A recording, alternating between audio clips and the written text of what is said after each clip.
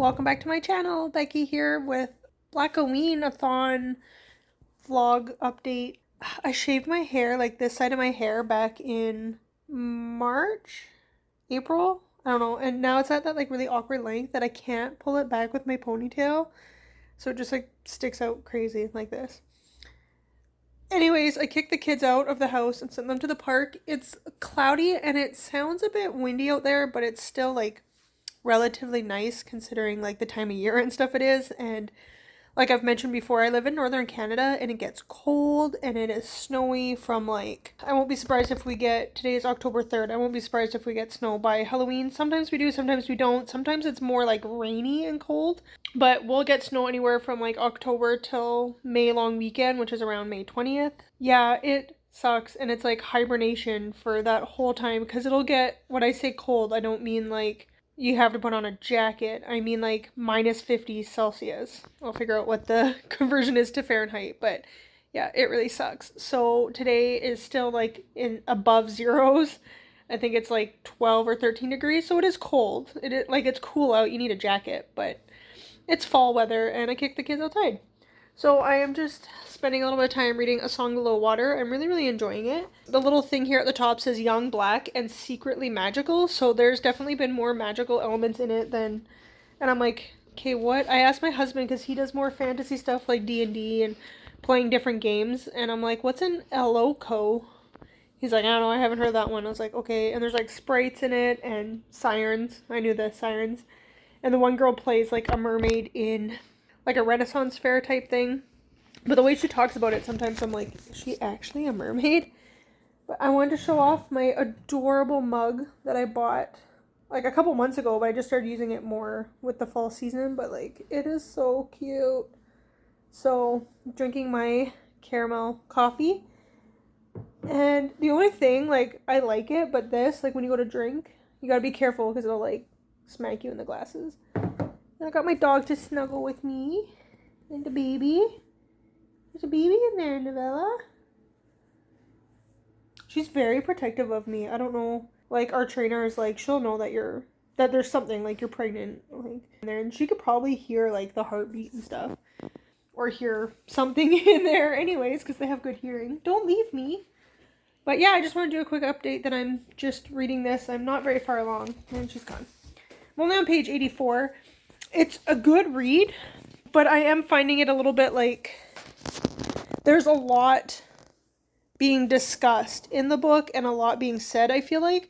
So I'm reading it a little bit slower than like another YA book that might be just like a little bit of an easier read. Like if it was just, not just, but like a romance kind of thing, or just like typical high school drama type stuff. This seems a little bit more packed into the text, I guess. So it's going well, just a little bit slower. And then I am listening to The Other Black Girl. I don't know the author's name.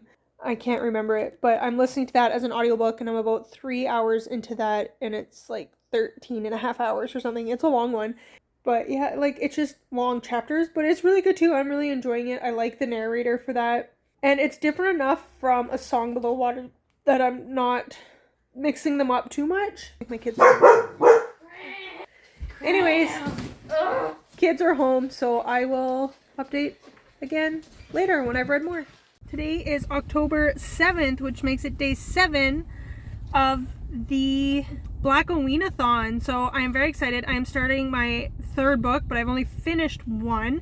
I have just under 4 hours left of The Other Black Girl to listen to as an audiobook, and last night I finished, or very early this morning, like 1:30 a.m. I finished The Song Below Water, which counted for my Buzz Wordathon for elements. I got water.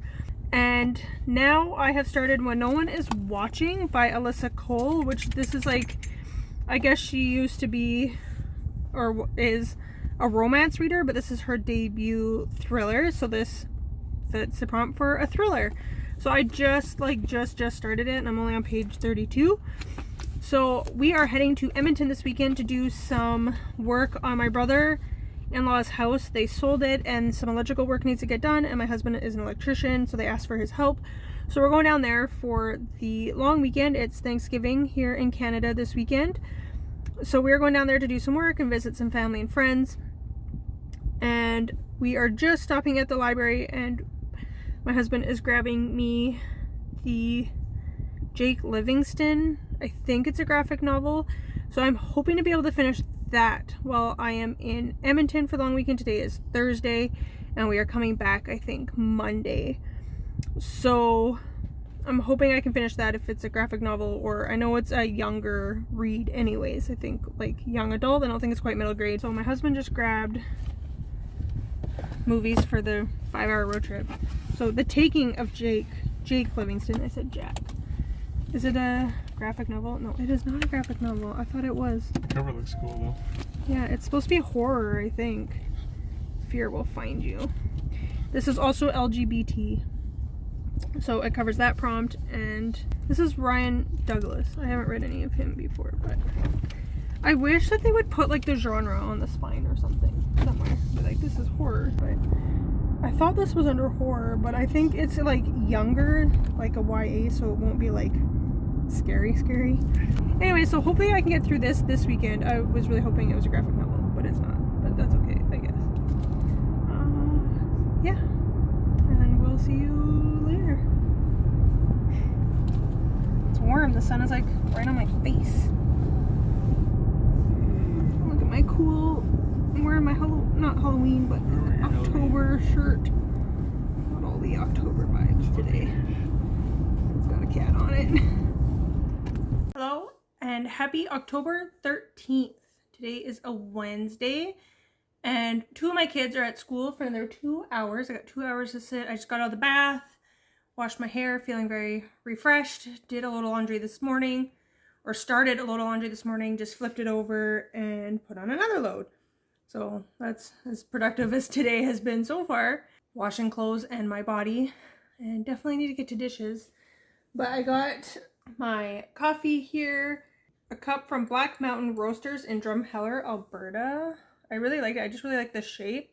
And I can't remember the price, but it was under $20. I remember that. It was like 15 bucks or something. And I was like, that's a really good price for like this size of mug and being like a souvenir. So my dinosaur mug.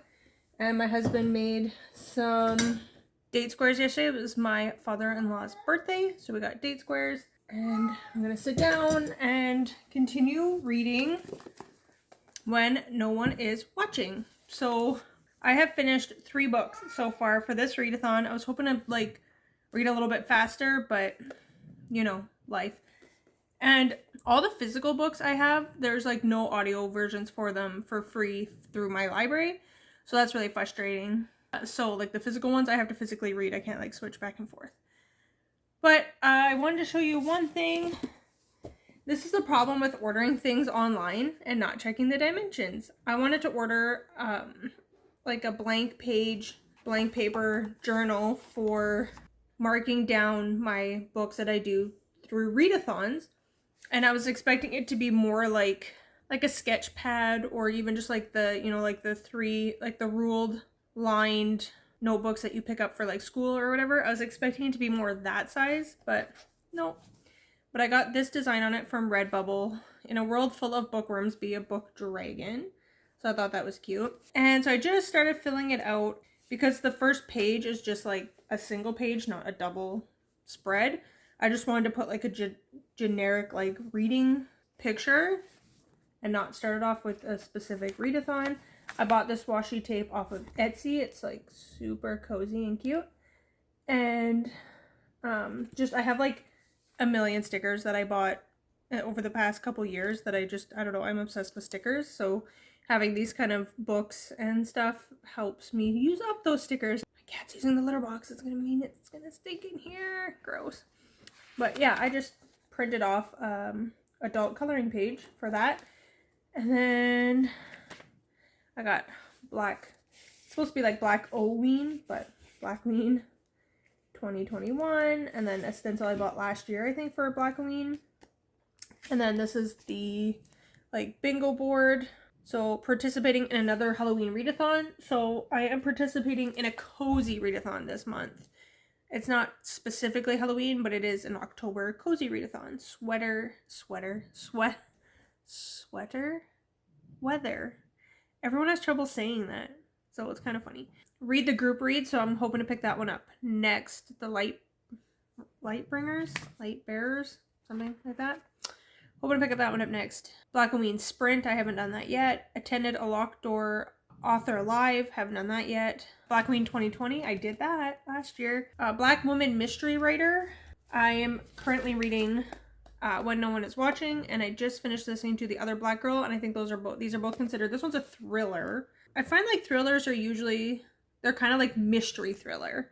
So I think The Other Black Girl was kind of like more mystery thriller. This one's supposed to be thriller, but it's also like, I heard, very slow paced. Black author with intersecting identities. So I just read The Taking of Jack Livingston, which I wanted to do over my weekend trip to Edmonton, which I failed at vlogging at. I made the first clip and that was it. So it'll just be part of this vlog.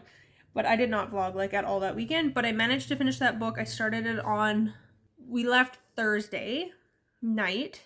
So I think I started it that night or Friday morning. I think I started it Friday morning and I finished it Monday. So that was good. I think the author of that is a Black gay male, I believe. It is an LBGT rep book. The main character is a teenage Black gay male. So I think that would work for intersecting identities. Black non-binary author, I don't have that currently that I am aware of. And Black man mystery writer. So that might be my next read. I'm not sure. But those are the prompts there. Again, I just printed it out off of Twitter and taped it in there. And this is the other like washi tape I got from that store on Etsy, and it's like super cute. And then just this was one of her stickers that she sent me, and then this is just one from the millions of stickers I already have. And then I was just writing down October buzzword elements, and so I went with water, Song Below Water, so I'm going to talk about that.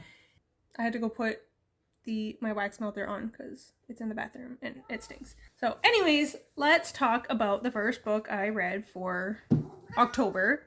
That was A Song Below Water. I really liked this. It is YA, and the kids are in here are 16.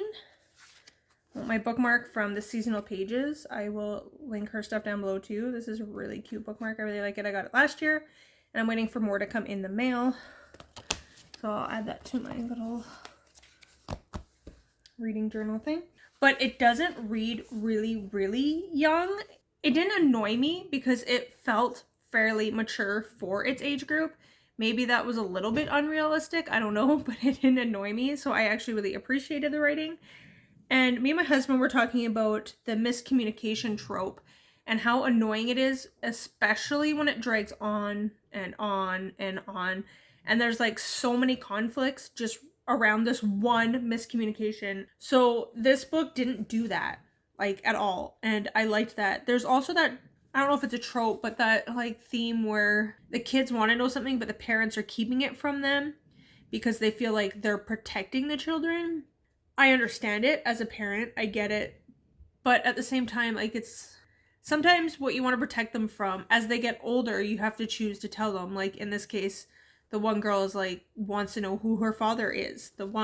Tavia lives with her mom and dad. And then Effie moves in with that family, and Effie's mom has died. And her grandmother figure and grandfather figure have asked that Tavia's family takes Effie in. And so she's been living with Tavia for the past 3 years. But she's always wanted to know who her father was. And her mom was always like, your dad chose to leave. It's not important. And the grandma has kept that up. She's like, no, you don't need to know him. It's not important. He made his choice. I've never been in a situation where I've had to like hide who my kid's father was to them. And I knew my dad growing up, even though my parents were divorced. It wasn't like a bad situation where my mom was trying to protect us from my father. So if that was the case, I can understand not giving your kids a lot of details. If you're in a bad situation and you need to get your kids out of there, I can understand giving them limited information until they're old enough to understand.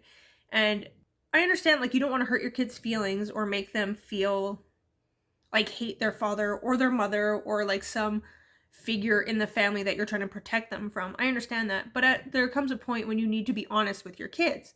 I don't dislike that topic or that trope as much as the miscommunication one, which is really annoying. And I understand, like, miscommunication happens in real life. That's an actual real thing that we all deal with. I just don't like how some stories will drag it out for a long time. That's what's annoying. It's not that it happens, because that's real life.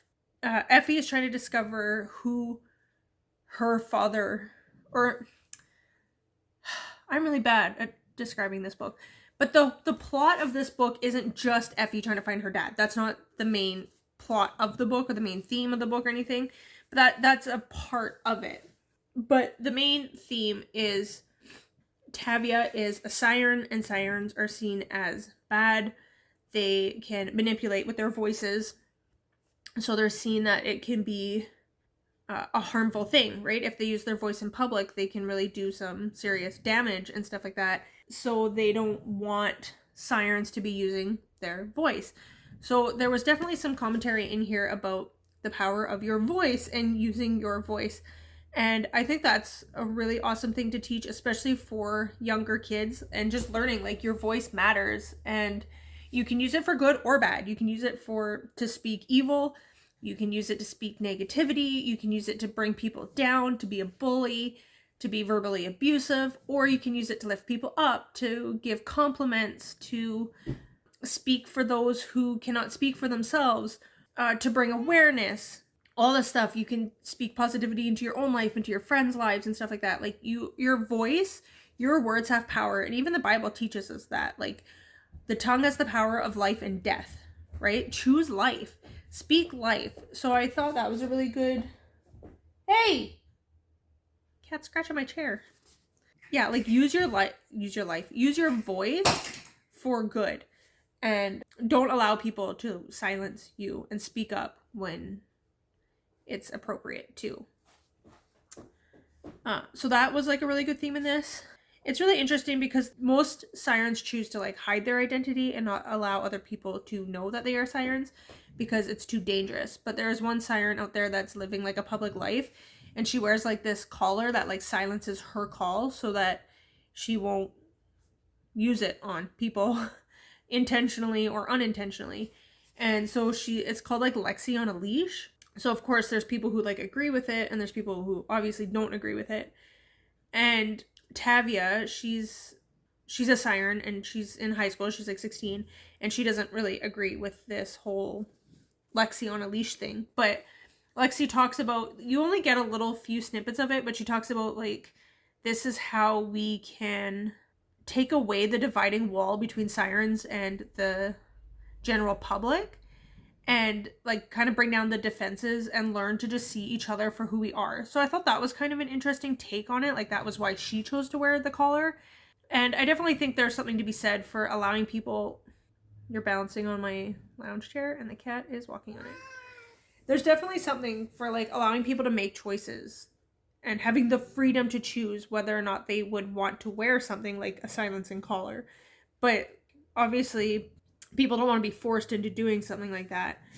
But it is an interesting conversation about, like, breaking down barriers and allowing us to see other people that we may feel threatened by, or just don't have a full understanding of their culture, their religion, their whatever.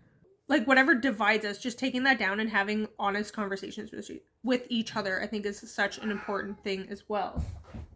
Cat's got the zoomies. I highlighted a few things. Hey! Now I'm scratching one of the good chairs. What a brat. And of course, this book came out last year. I feel like with COVID and being in quarantine and everyone just being stuck at home, the death of George Floyd and police brutality and stuff just became an even bigger topic in the media, just because of, like, when it happened. And then so we're all at home more focused on what was happening in the news and keeping up with it. And I heard a lot about, like, how many people need to die before we realize, like, this is important. Why was George Floyd, like, the breaking point?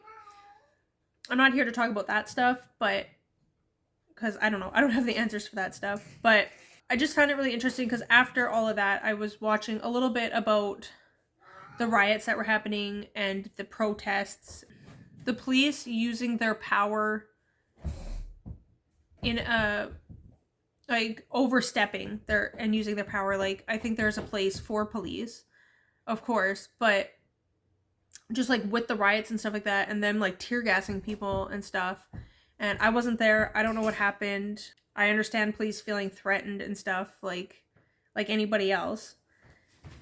I'm not saying how police react is when they do feel threatened is the proper way to react, or what they get away with is right. I'm not saying that, but like, I understand, like, you're in a situation in a crowd like that, but you're like, as a police officer, you're trained to deal in those situations. Just me standing in a crowd of people that are like rioting and stuff, like, I'd be scared and I'd want to get out of there, even if I was choosing to be a part of the protest, a peaceful protest that turned to be more violent.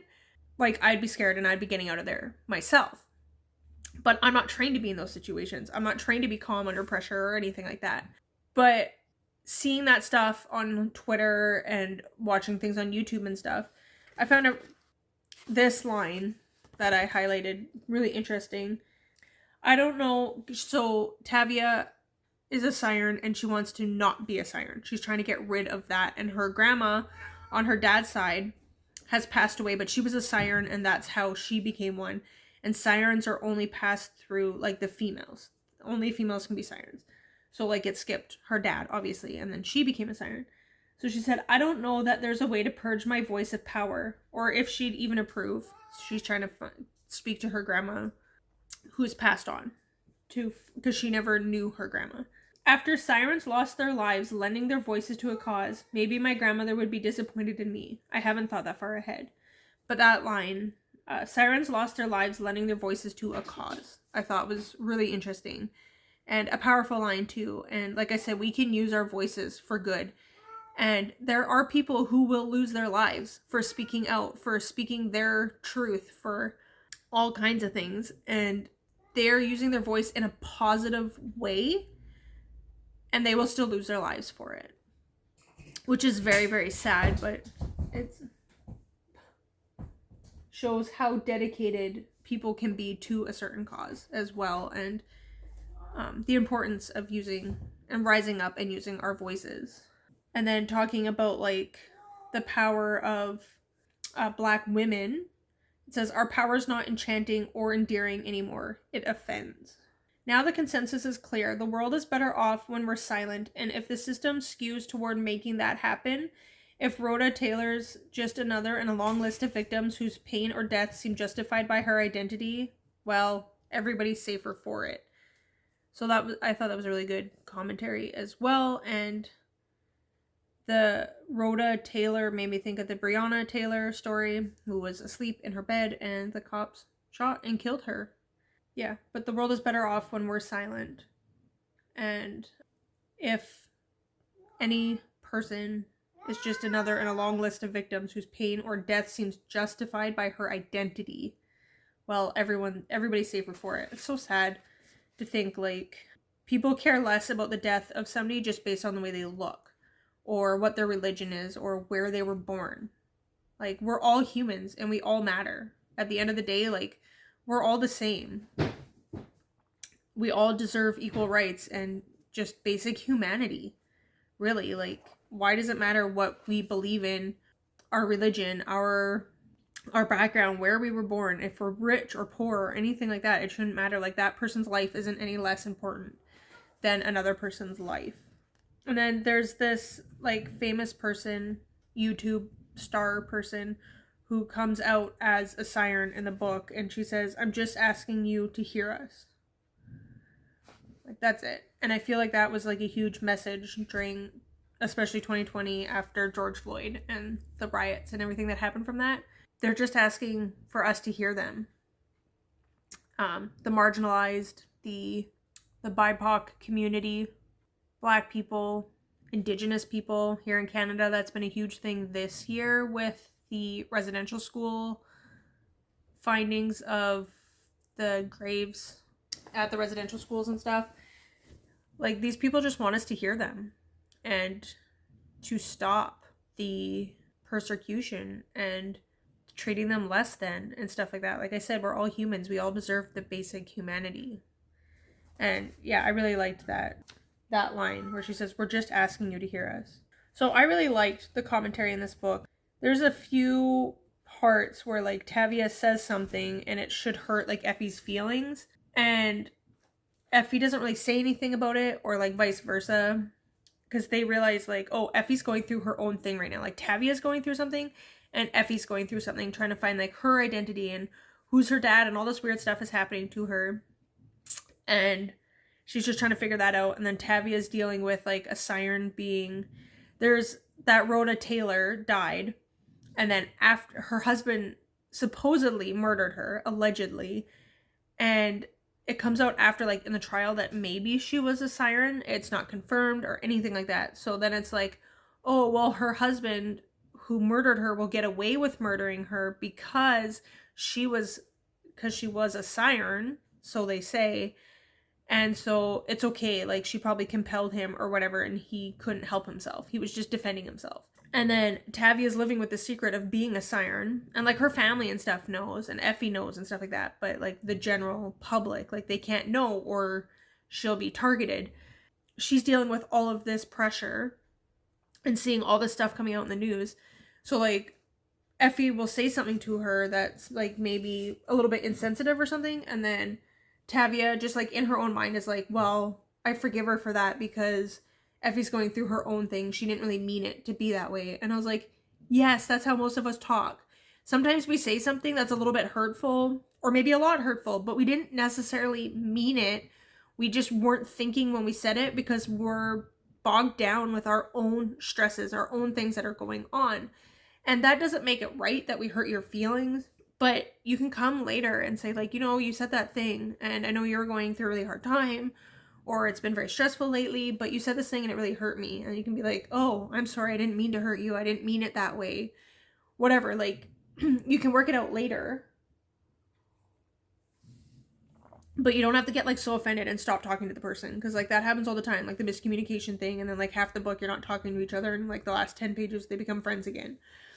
So I really liked in this, they were really understanding of each other, Effie and Tavia, and they gave each other a lot of grace. And they did say things that had hurt each other, but I mean, they're 16-year-old girls living in the same home, sharing a bedroom. They're basically sisters, and they called each other play sisters. And they, like, Effie moved in with Tavia and her family after her mom died. Like, that's a huge thing. A huge emotional thing to go through. Like they've been through some really, really hard times together.